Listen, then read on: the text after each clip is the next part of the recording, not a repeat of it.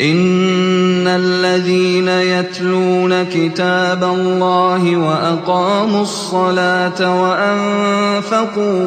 وأنفقوا مما رزقناهم سرا وعلانية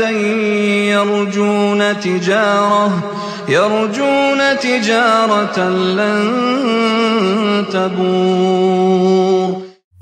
السلام عليكم ورحمة الله وبركاته.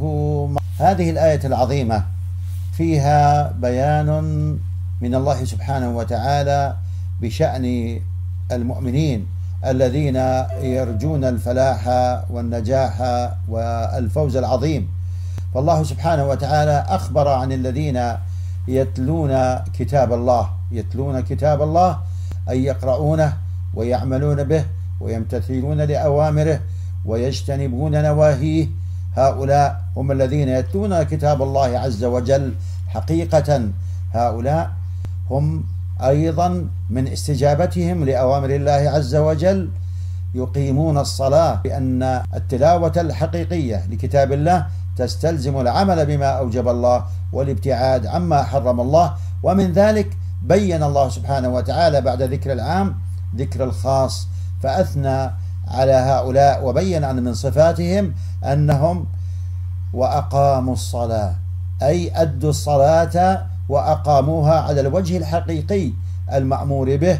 وكذلك أنفقوا سرا وعلانية، أنفقوا النفقات الواجبة والنفقات المستحبة والصدقات المفتوحة. هذا كان من صفاتهم الإنفاق في سبيل الله سرا وعلانية. كل أوجه الإنفاق كانوا يفعلونها ويتسابقون إليها، والإنفاق على المساكين وعلى الأرامل وغير ذلك من وجوه الخير. عمم الله عز وجل هذا الإنفاق لتعدد أنواعه وصوره. ماذا يرجو هؤلاء؟ يرجون تجارة لن تبور. هذه التجارة هي التجارة الحقيقية، هذه التجارة هي الرابحة التي لا خسارة فيها أبدا، ربحها مضمون لا مخاطر فيها ولا خسائر. فهيا بنا عباد الله إلى هذه التجارة الرابحة، تجارة لن تبور، وهي خير من كل التجارات. وترى الناس يتسابقون إلى الأسواق وإلى غير ذلك إذا علموا من تخفيض بالأسعار وعروض متعددة، ولكن انظروا إلى هذه التجارة التي لا خسارة فيها، وهي ربح عظيم ومؤكد لا لبس فيه ولا إشكال.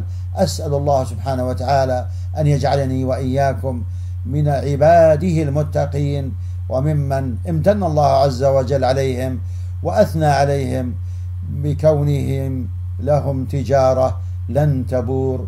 والسلام عليكم ورحمة الله وبركاته.